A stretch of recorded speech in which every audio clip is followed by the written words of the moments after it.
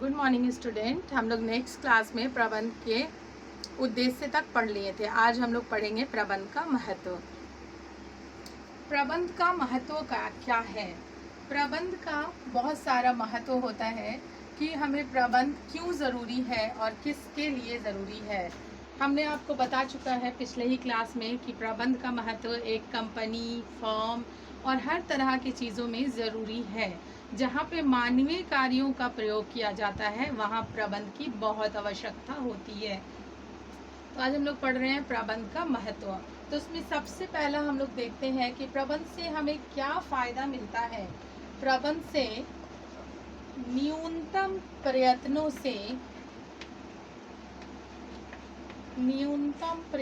के द्वारा अधिकतम परिणामों की प्राप्ति होती है।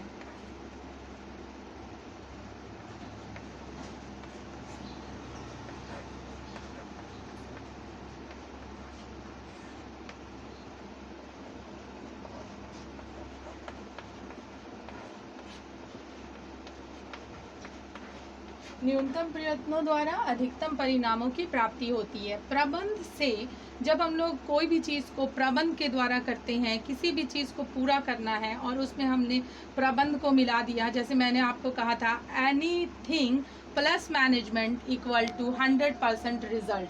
तो उसी तरह न्यूनतम प्रयत्नों द्वारा हमें अधिकतम परिणामों की प्राप्ति होती है। दूसरा है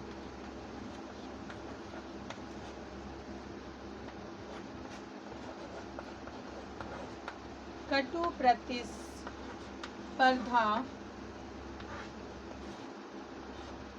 प्रतिस्पर्धा का सामना करने के लिए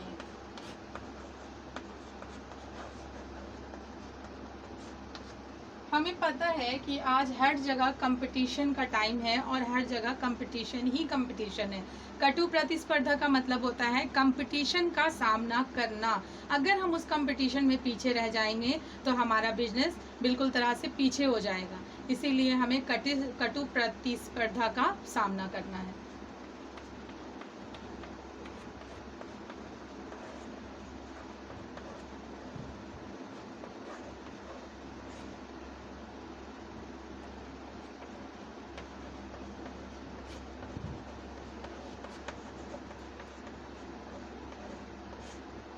निर्धारित लक्ष्यों की प्राप्ति। जब भी किसी प्रबंध में हम लोग काम करते हैं तो एक लक्ष्य को मान के चलना है कि हमें किस लक्ष्य तक पहुंचना है। जब वो लक्ष्य हमारे सामने क्लियर होगा तभी हम उस पे निर्धारित लक्ष्यों पे पहुंच पाएंगे।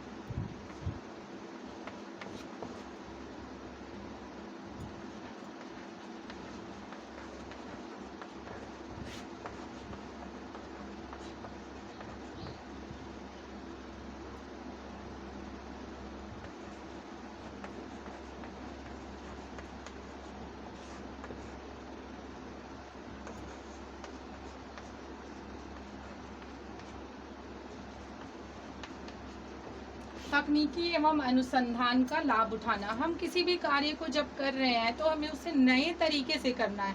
अगर हम पुराने तरीके से उस कार्य को करते हैं तो हमें उसमें ना ही बहुत अधिक सफलता मिलती है और ना ही बहुत अधिक प्रॉफिट मिलता है। लेकिन जब उसी काम को हम तकनीकी तरीकों से करते हैं, वैज्ञानिक तरीकों से करते हैं तो उसमें हमें लाभ अधिक हो जाता है।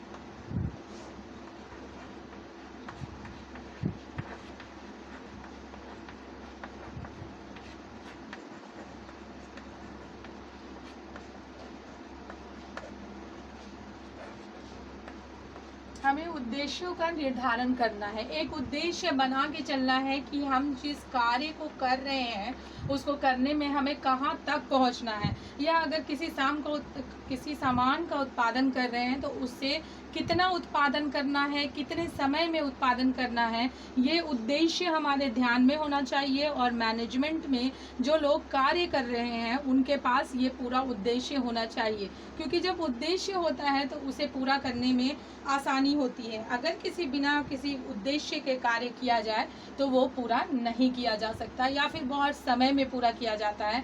पर अगर उद्देश्यों का निर्धारण करके काम किया जाए तो उन उद्देश्यों को बहुत आसानी से हासिल किया जा सकता है। नीतियों का निर्धारण, जिस तरह से उद्देश्यों का निर्धारण किया जाता है उस तरह से हमें नीतियों का निर्धारण करना रहता है।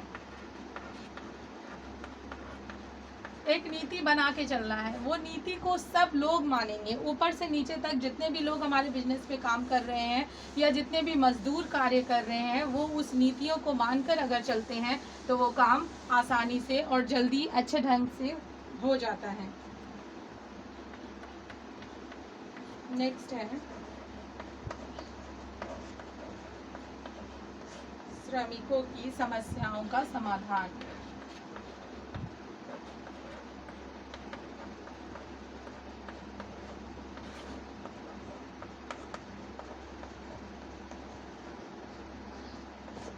श्रमिकों की समस्याओं का समाधान, ये सबसे बड़ा महत्व है हमारी प्रबंध का, क्योंकि श्रमिक जो हमारे बिजनेस में काम कर रहे हैं, जो भी व्यक्ति हमारे बिजनेस के साथ जुड़े हुए हैं, अगर हम उनकी समस्याओं का समाधान करते हैं और उनका ध्यान रखते हैं तो वो लोग पूरी इच्छा और लगन से हमारे साथ कार्य करेंगे, जिससे हमारे बिजनेस का प्रोडक्शन भी बढ़ेगा, हमारे काम भी जल्दी होगी और हम अपने उद्देश्यों तक जल्द से जल्द पहुंच पाएंगे। यही थे प्रबंध का महत्व। उम्मीद है आप लोग को समझ में आ गई होगी।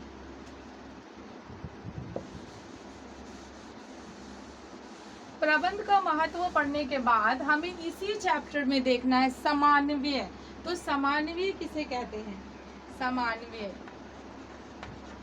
समन्वय को हम इंग्लिश में कहते हैं कोऑर्डिनेशन।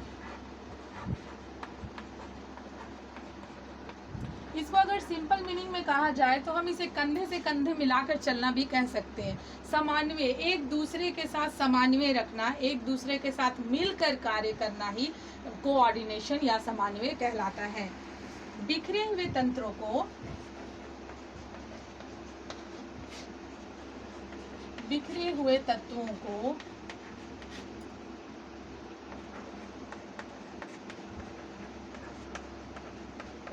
किसी स्थित उद्देश्य के लिए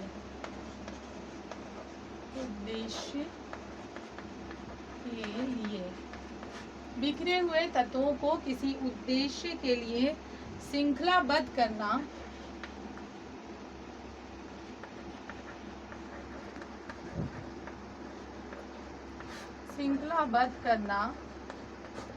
समन्वय कहलाता है। समन्वय कहलाता है। अगर इसे दूसरे शब्दों में कहा जाए तो बिखरे हुए तत्वों को किसी स्थित उद्देश्य के लिए एक धागे में पिरोना को भी समन्वय कहते हैं।